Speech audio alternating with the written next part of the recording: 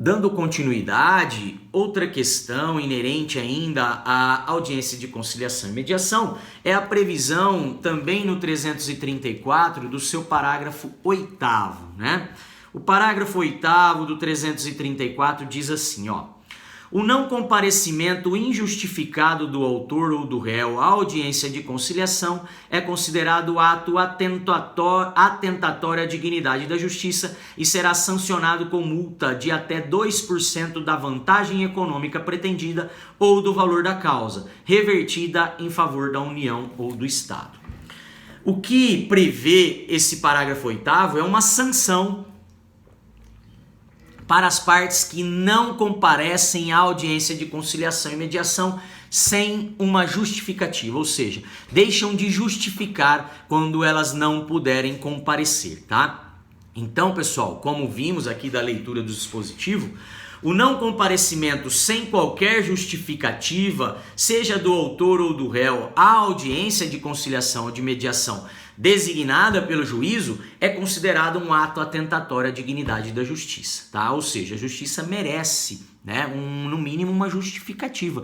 A justiça merece um tratamento mais digno pelas partes, tá? E a não justificativa e o não comparecimento para aquele dia, horário e local realizar-se a audiência de conciliação e mediação é considerado um ato atentatório à justiça, né, à dignidade da justiça. Esse ato atentatório ele vai ser sancionado, né, com uma multa de até 2% da vantagem econômica pretendida no processo ou 2% sobre o valor da causa, tá? E essa multa, ela vai ser revertida para a União ou para o Estado, ou seja, nas ações de competência da Justiça Federal, será revertida para a União. Nas ações de competência da Justiça Estadual, será revertida em favor do respectivo Estado, ok? Sobre essa questão, trazemos uma doutrina do Carreira Alvim em que ele critica essa posição, esse dispositivo do código, né? Diz o Carreira Alvim que essa regra prevista no parágrafo 8º de aplicação de multa, né, para o não comparecimento injustificado à audiência de conciliação e mediação, diz o Carreira Alvim que essa regra é um verdadeiro atentado ao bom senso e à razoabilidade. Porque, segundo o autor, é inconcebível que no século XXI, numa época em que se busca garantir de forma mais ampla possível a liberdade do ser humano, que o novo Código de Processo Civil considere um atentado à dignidade da justiça a ausência das partes à audiência de conciliação e mediação, tornando-as passíveis de uma multa pecuniária.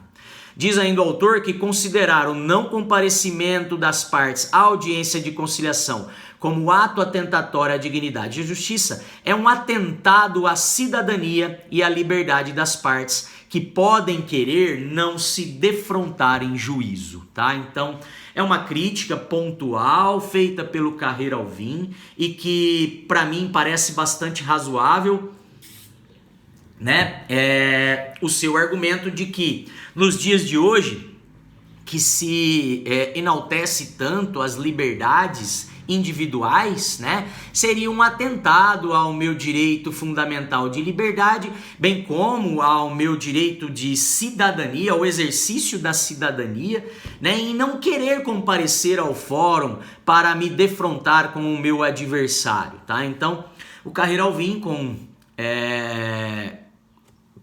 muita razoabilidade, faz uma crítica a esse dispositivo trazido no código, tá? Mas o dispositivo é claro e os juízes eles têm aplicado essa multa, tá, pessoal?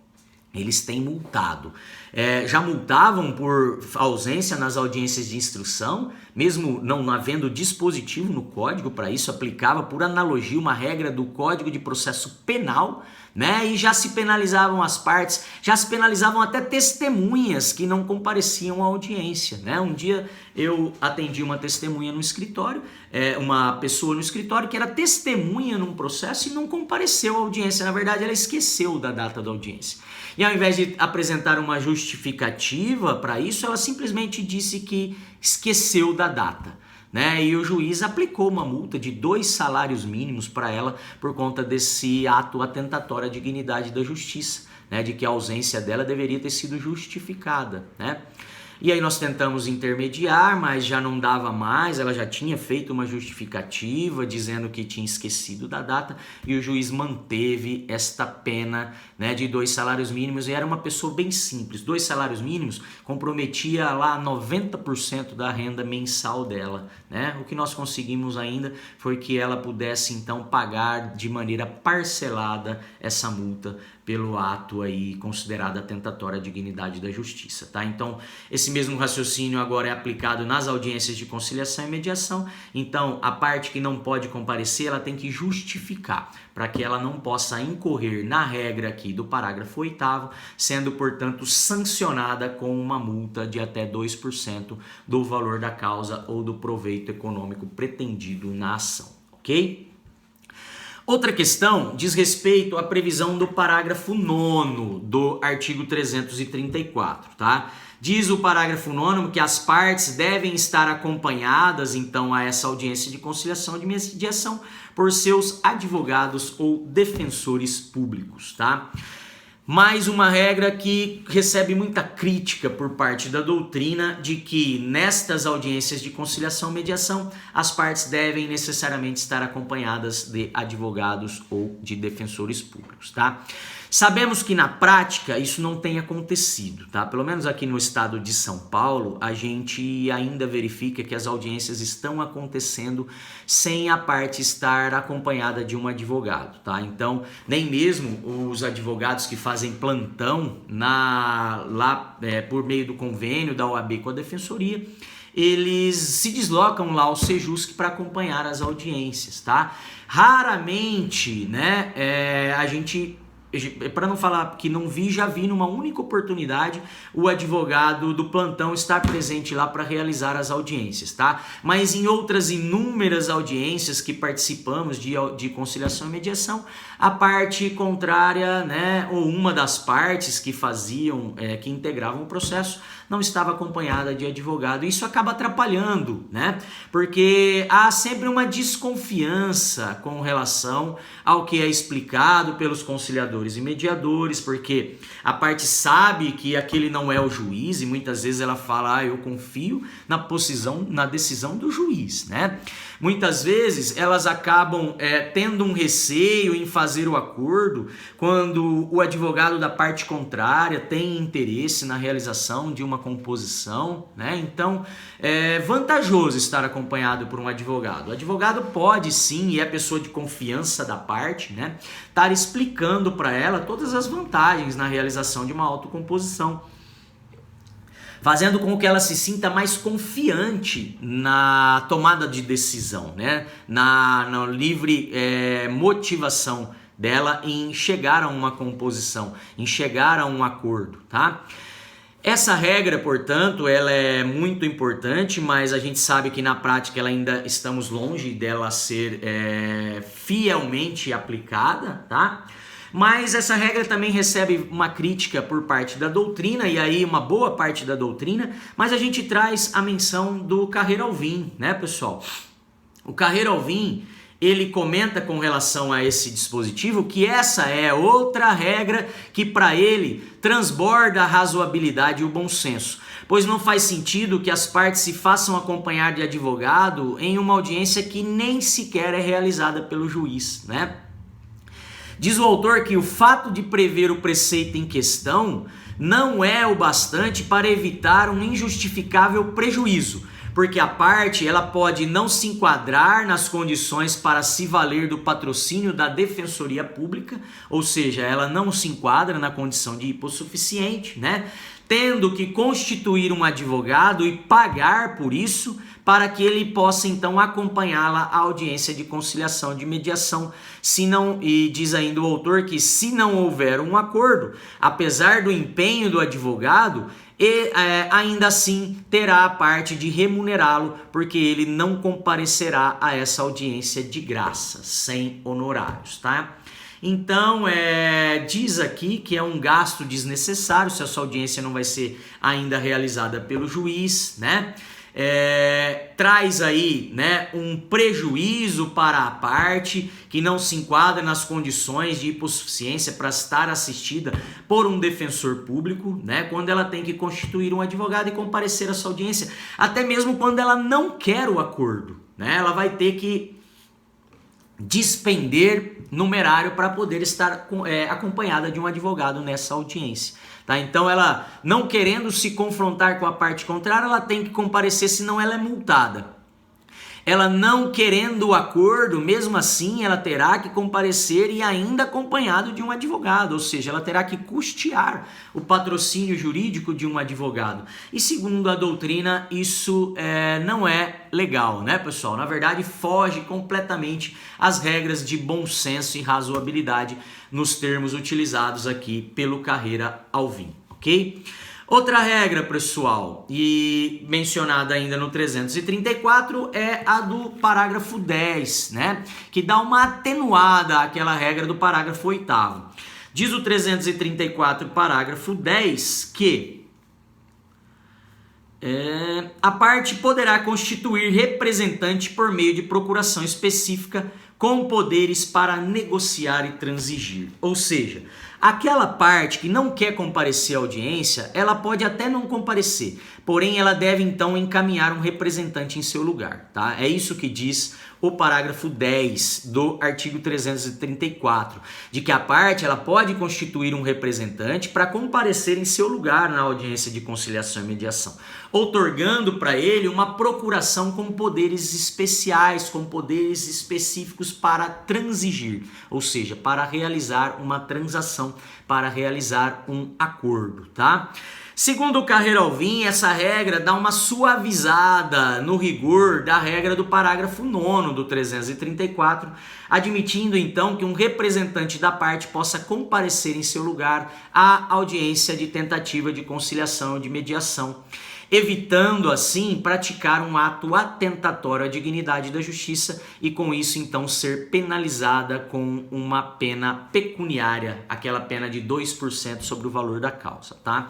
Então, se a parte não quer ir, não quer se confrontar com a parte contrária, ela pode até não ir, mas ela precisa outorgar uma procuração para que alguém a represente à audiência. E essa representação não vai poder ser feita pelo advogado, tá? Advogado, ele representa a representação processual, tá? É para o exercício da advocacia no processo. Ele não pode, através de uma única procuração, comparecer à audiência, ou até mesmo por duas procurações distintas, mas comparecer à audiência para atuar nas duas finalidades. Na finalidade de representante da parte e na finalidade de representante processual da parte, tá? Então, ela deve enviar uma outra pessoa, porque se for o advogado, ele só será representante, ele não comparece lá na qualidade de advogado, ok? Nesse sentido, então, é que cumpre nos mencionar, né, pessoal? E como diz o Carreira Alvim, essa regra dá uma suavizada no rigor daquela regra lá do parágrafo 9º que impõe uma multa, né, pecuniária de 2% sobre o valor da causa para a parte que deixa de comparecer à audiência e não justifica, tá? Então ela não querendo comparecer, não tendo uma justificativa para o não comparecimento, ela deve mandar um representante em seu lugar, ok? E o último dispositivo da audiência de conciliação e mediação que cumpre nos mencionar é a previsão do parágrafo 11 do 334, que diz que a autocomposição obtida nesta audiência será reduzida a termo e homologada por sentença. Ou seja, aquelas formas de autocomposição que já comentamos, que seria a transação, né? Seria o reconhecimento do pedido ou a renúncia do direito, né? Então, a transação feita entre as partes, a renúncia do direito pelo próprio autor na oportunidade da audiência, ou o réu reconhecendo a procedência do pedido do autor. Então, são formas que levariam uma autocomposição nesta oportunidade, né, para o litígio. E se essa autocomposição for obtida, ela será então reduzida a termo, ou seja, colocada no papel os termos dessa autocomposição, e essa autocomposição, esses termos da autocomposição será depois homologado pelo juiz, homologado por uma sentença, né? Uma sentença com julgamento do mérito, né, pessoal? Com fundamento lá no 487 do CPC, né, com fundamento na transação, no reconhecimento do pedido ou na renúncia do direito, que são hipóteses de extinção com análise do mérito. Então o juiz ele homologa essa autocomposição por sentença. Vale destacar que essa autocomposição homologada, né, ou seja, a sentença que homologou o acordo, ela vale como um título executivo judicial nos termos previstos lá no 515 do CPC. Né? O 515 fala dos títulos executivos judiciais, e no inciso 2 a gente encontra essa sentença homologatória de autocomposição, tá? Vale destacar também que os conciliadores e mediadores, eles sempre vão tentar firmar ali, realizar ali uma composição total a respeito do que está sendo discutido no processo, tá? Eles não deixam aí o que a doutrina chama de restos de mérito, né, para que seja decidido pelo juiz. Eles vão tentar resolver todos os pontos de divergência, todas as controvérsias, tá? Fazendo uma composição total da lide, tá? Porém, se isso não for possível, nada impede também que os conciliadores e mediadores realizem uma autocomposição apenas com relação a uma parcela do processo. E a outra parcela do processo, sobre questões ali que não foram acordadas pelas partes, essa outra parte do processo, ela prossiga em seus ulteriores termos legais, em seus termos legais posteriores, tá? Então, por exemplo, uma ação de dano material e dano moral em que a parte chega na audiência, as partes chegam na audiência a um acordo com relação aos danos materiais. A parte ré diz, não, eu concordo com o pedido do autor quanto ao dano material, tá? Eu reconheço, então, o direito do autor quanto ao dano material. Porém, quanto ao dano moral, eu não reconheço, eu não tenho proposta de acordo, tá? Então, poderia o conciliador lavrar um termo de acordo com relação apenas ao pedido de dano material, e com relação ao dano moral, o processo prosseguiria para que o juiz então julgasse o feito, né, o mérito desse pedido, dizendo ali se nesse caso teria dano moral ou não, ok? Então aqui a gente encerra a análise das questões inerentes aí à audiência de conciliação e mediação. Voltamos depois, pessoal, para falar a respeito das respostas do réu, né? Que é a nossa penúltima matéria aí do nosso conteúdo programático, ok? Por enquanto, então, e mais uma vez, obrigado a todos.